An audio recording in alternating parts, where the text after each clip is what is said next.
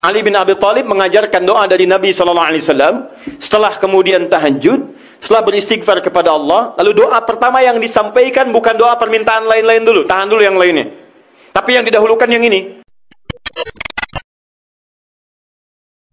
Awas, hati-hati ya. Materi ini bukan hanya penting untuk sesuai amalan Nabi, tapi nanti ada beberapa keistimewaan ketika Anda bisa amalkan itu. Yuk kita mulai bahasan pertama. Istighfar. Memperbanyak istighfar. Kedua doa. Dan ketiga rehat sejenak. Jadi ada ahli surga yang punya kebiasaan di bumi. Ada ahli surga yang punya kebiasaan di bumi. Kalau Anda ingin lihat ahli surga spesial sedang ada di muka bumi, lihat orang yang rajin tahajud, yang pasca tahajud, salah satunya dia perbanyak istighfar kepada Allah Subhanahu wa Ta'ala. Ini poin. Jadi, maaf, setelah selesai tahajud, Anda salam kanan, kiri, selesai kemudian witirnya, ada peluang nih amal lagi. Ya, jangan langsung istirahat. Walaupun cuma satu kalimat. Jeda sebentar. Hadirkan ketenangan setelah ibadah. Syukuri itu semua. Setelah itu baru kemudian Anda kondisikan hati untuk bisa mendekat kepada Allah. Baru Anda ungkapkan kalimat Astaghfirullahaladzim. Astaghfirullahaladzim. Astaghfirullahaladzim. Alladzi la ilaha illa huwal hayyul qayyum wa atubu ilaih. Astaghfirullah. Astaghfirullah. Astaghfirullah. Nah, disinilah teman-teman dua hal bisa kita kerjakan. Sekarang kita bicara bagaimana cara beristighfar seperti diisyaratkan Al-Quran ini. Kita ambil bagian pertama. 1. Awas, hati-hati. Karena ini peluang diampuni dosa cukup besar di sini. Dan seketika Allah yang mengampuni. Seketika Allah langsung yang mengampuni. Jadi ada orang yang ketika istighfar di waktu sahar, seketika diampuni oleh Allah Subhanahu wa Ta'ala. Bagaimana caranya? Mari kita lihat. Jadi kalau Anda beristighfar, memohon ampun dari kesalahan atau dosa, jangan sekedar kalimat itu keluar di lisan. Hanya formalitas, ya Allah ampuni saya, ampuni saya. Setiap kalimat yang disampaikan dalam Al-Quran, ingat baik-baik, ataupun dalam hadis, itu selalu diistilahkan dengan zikir namanya. Zikir. Ingat baik-baik ya. Setiap kalimat kebaikan yang diungkapkan di lisan, itu selalu diistilahkan oleh Quran dengan zikir. Misal, tadi yang astagfirullah, subhanallah, alhamdulillah, yang kita kerjakan ba'da salat, kita kan ba'da salat kita kerjakan astagfirullah, kan istighfar kan? Baik ya, di hadis Muslim, hadis 591. Ya, Nabi kemudian mengucapkan astagfirullah, astagfirullah, astagfirullah. Allahumma antas salam, minkas salam, tabarak ya dzal jalali wal ikram. Di hadis Muslim hadis 593 kemudian mengatakan la ilaha illallah wahdahu la syarika lah, lahul mulku wal hamdu wa huwa ala kulli syai'in qadir. Baru setelah itu subhanallah, alhamdulillah, Allahu akbar. Zikir ini disebut zikir di Quran. Di Quran surah keempat ayat 103. Paling kanan sebelah atas, agak sedikit ke tengah. Lihat kalimatnya. Fa idza qadaitumus sholata fadhkurullaha.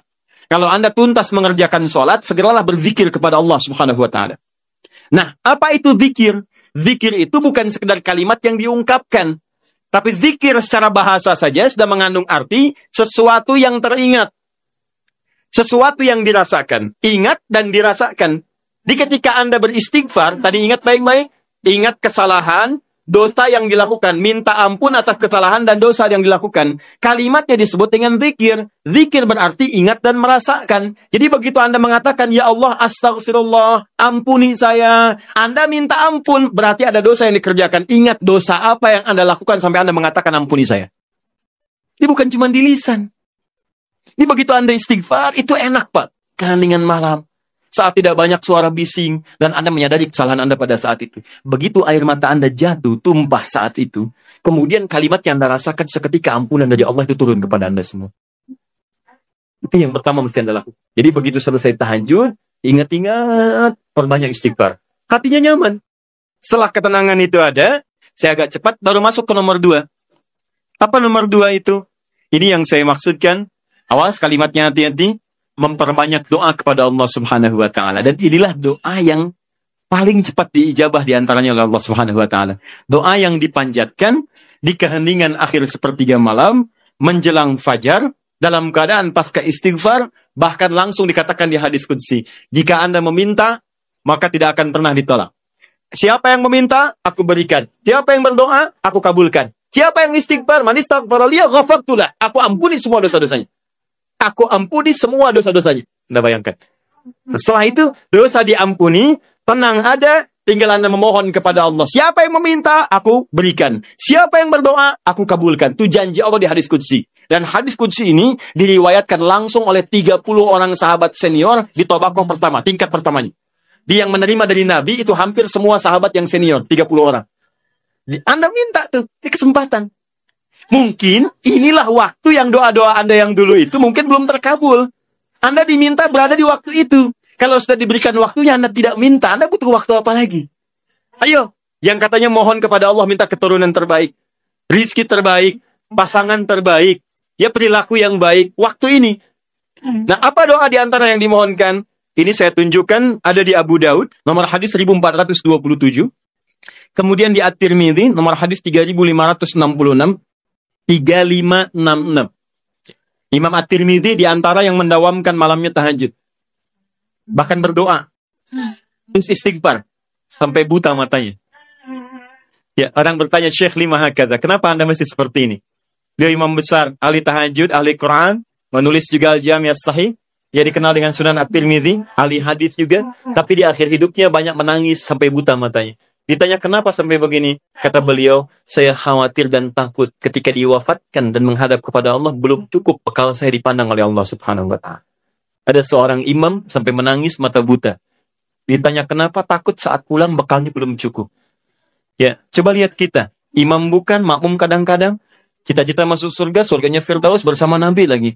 Berapa amalannya dibandingkan dengan orang-orang soleh terdahulu? Paham? Baik. Kemudian ada juga di An-Nasa'i. Kalau At-Tirmidzi nama aslinya bukan At-Tirmidzi, nama aslinya Muhammad. Muhammad tinggal di Tirmidz, dikenal dengan At-Tirmidzi. Beliau hafal 500.000 hadis. Ya, dan hafalnya lancar sekali, ringan mengucapkan, lunak menyebutkan. Sampai kata Syekhul Islam Ibnu Qayyim Al-Jauziyah mengatakan, kalau dulu ada Nabi Daud bisa melunakkan besi dengan tangannya, maka ini Abu Daud bisa melunakkan hadis dengan lisannya. Baik, tadi At-Tirmidzi sudah. An-Nasa'i, nomor hadis 1747. 1747. Kemudian Ibnu Majah, An-Nasa'i ini muridnya juga Imam Asy-Syafi'i. Dia pernah belajar kepada Imam Asy-Syafi'i. Kemudian Ibnu Majah nomor hadis 1168. Semua hadis yang diriwayatkan oleh para imam ini sumbernya dari seorang sahabat, menantu Nabi sallallahu alaihi wasallam, yang juga sering dibangunkan oleh Nabi sallallahu alaihi wasallam untuk menunaikan salat malamnya, yaitu sahabat Ali bin Abi Thalib radhiyallahu taala anhu. Apa di antara doanya? Allahumma inni a'udzu biridhaka. Ya, Ali bin Abi Thalib mengajarkan doa dari Nabi sallallahu alaihi wasallam setelah kemudian tahajud, setelah beristighfar kepada Allah, lalu doa pertama yang disampaikan bukan doa permintaan lain-lain dulu, tahan dulu yang lainnya. Tapi yang didahulukan yang ini. Ya Allah, Allahumma inni a'udzubika biridhaka min sakhatik. Ya Allah, saya berlindung kepadamu dengan mengharap ridhamu. Jauhkan saya. Ya Allah, jauhkan saya dari segala apa yang engkau murkai. Di antara makna ridha, kalau sudah datang dari Allah, maka mengabulkan semua doa-doa yang dimohonkan. Ridha itu maknanya 3. Mengabulkan doa yang dimohonkan, mengampuni dosa yang pernah berlangsung dalam kehidupan, dan yang ketiga memberikan solusi dari semua persoalan yang Anda hadapi dalam kehidupan. Baik, teruskan. Wa bimu'atsatika min 'uqubatik. Wa bimu'atsatika, dan hamba berlindung kepadamu ya Rabb dengan segala penjagaan dan pemaafanmu. Mu'afah itu adalah sifat penjagaan dan pemberian maaf. Anda dijaga oleh security, terjaga, nyaman Anda. Anak dijaga orang tua, nikmat, nyaman. Tapi apakah selamanya bersama security? Tidak. Selamanya bersama orang tua, mungkin terpisah. Kalau Anda titipkan diri Anda kepada Allah, maka siapa yang bisa mengganggu Anda dalam kehidupan? Maka Anda bermohon kepada Allah, ya Allah, tolong jaga hamba ya Allah. Dan kalau salah, tolong maafkan hamba. Dan yang lebih hamba mohonkan, tolong jaga hamba dari uqubatik, dari hukuman-hukuman. Nah, hukuman dunia dan siksa akhirat itu disebut dengan uqubah. Maka Anda bermohon kepada Allah, ya Allah, kalau ada perilaku saya yang tidak baik, yang bisa menghadirkan percepatan hukuman di dunia, mohon lindungi saya. Lindungi saya. Karena Anda tidak tahu sedang mengerjakan apa yang mungkin Allah murka dengan Anda. Dan kalau ada jalan kembali saya, yang berpotensi menghadirkan hukuman abadi di akhirat, mohon lindungi saya, jaga saya dan maafkan kesalahan saya. Karena kalau cuma dijaga nggak ada pemaafan, masuk juga ke situ. Tapi ketika Anda dimaafkan dari kesalahan-kesalahan Anda, dijaga oleh Allah ketika saat itu, maka nikmat yang Anda peroleh pada saat itu. Paham ya? Nah, maka ini kalimat setelah itu Anda puji Allah. La uhsi sana'an 'alaik. Ya Allah, saya tak mampu menghitung kebaikan, kemuliaan, dan pujian darimu. Sana itu pujian yang disampaikan karena kebaikan berlimpah yang tak terukur, yang tidak terukur. Seakan-akan Anda katakan, ya Allah, Engkau sudah banyak berbuat baik kepada saya, ya Allah. Saya nggak bisa ngitung, ya Allah. Saya nggak bisa ngitung. Anta kama asnaita ala nafsik. Hitungannya sesuai dengan apa yang kau hitung saja. Saya tak mampu menghitung. Tapi mohon ya Allah, di balik segala kebaikan yang tak terhitung itu, saya minta kepadamu ya Allah, tolong jaga saya ya Allah dari segala hukumanmu, dan tolong ridhoi saya dan jaga saya ya Allah dari segala hal-hal yang mengundang murka-Mu. Itu yang paling indah. Maka sejak saat itu, insya Allah Anda akan dijaga dalam kehidupan harian Anda. Setelah itu silahkan bebas mau minta apa. Masalah dunia, ya Allah besok saya mau ujian ya Allah, mohon mudahkan ya Rabb. Yang ketiga, ingat setelah tadi istighfar, kemudian berdoa. Setelah itu rehat sejenak untuk persiapan subuh. Jadi begitu sudah istirahat sejenak, nanti begitu subuh segar kembali kita. Segar, enak, nyaman. Begitu Allahu Akbar, subuh sudah siap. Kalau wudu batal, perbaiki wudu. Kalau tidak, kita sudah dalam keadaan tenang. Boleh. Sandaran. Nah, itu sunnah. Ketika Anda melakukan itu karena petunjuk hadits, maka Anda dapat pahala. Paling enak. Tidur dapat pahala. Bayangkan. Sandaran dapat pahala. Itu paling indah. Nah, saya pernah lakukan ini, teman-teman sekalian. Itu waktu di pesantren tuh. Ya, malam ke masjid. Kalau ujian orang ke kelas. Kadang-kadang dia ke kelas sampai larut malam, saya ke masjid. Bawa buku juga kita. Ya. Kemudian malamnya sholat. Ya, kemudian setelah itu kita istighfar, berdoa, minta. Ketiduran tuh sebentar. Ya, kalau ke masjid itu kenapa ketiduran di masjid paling enak? Karena menjelang subuh pasti orang ke masjid semua kan? Pasti bangun tuh. Baik. Hampir setiap saya tertidur itu selalu bermimpi ngerjain soal. Bangun lagi, alhamdulillah. Sholat. Begitu masuk ruangan ujian, soalnya persis seperti yang dilihat tadi malam. Kemudian hampir selesai. Setelah 1 kali dibagikan, itu dibagikan kayak semalam nih. Saya isiin aja tuh. Begitu selesai bagikan, saya selesai mengerjakannya. Saya bilang, saya selesai, Pak. Selesai, katanya. Kan baru saya bagi, tapi saya selesai. Diambil oleh beliau, dilihat. Nah, sementara ke depan dulu, nak ya. Kamu duduk di depan di sini. Tolong lihat teman-teman yang sedang mengerjakan ujian. Bapak beresin administrasi dulu. Selesai. Tapi itu nyaman. Enak, gitu. Ya, saya anjurkan teman-teman, adik-adik, terutama yang masih kuliah, masih dekati Allah. Karena Allah yang punya pengetahuan. Dekati yang punya, maka Anda akan diberikan hal yang terbaik. Itu ada rumusnya di Quran surah kedua Al-Baqarah, di ujung ayat 282. Paling kiri sebelah bawah, paling ujung. Wattaqullah wa yu'allimukumullah. Tingkatkan takwamu kepada Allah, maka Allah akan mengajarkan pengetahuan kepadamu.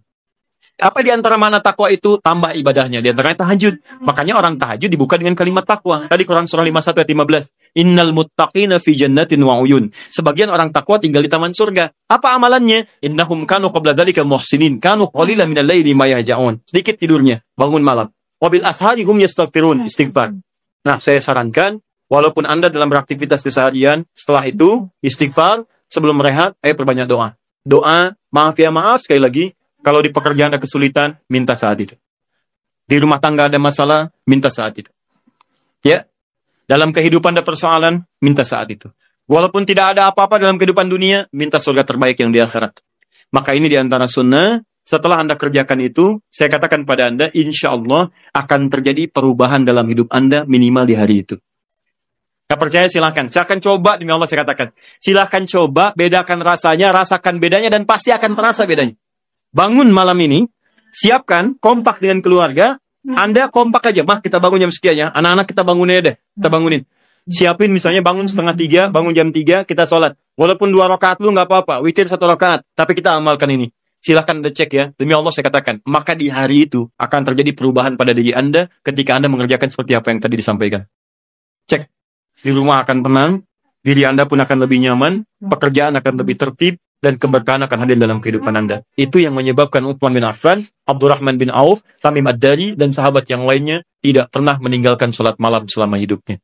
Bahkan tidak ada yang paling indah kecuali mereka berada di malam hari sampai menuntaskan tahajudnya dengan khatam Al-Quran.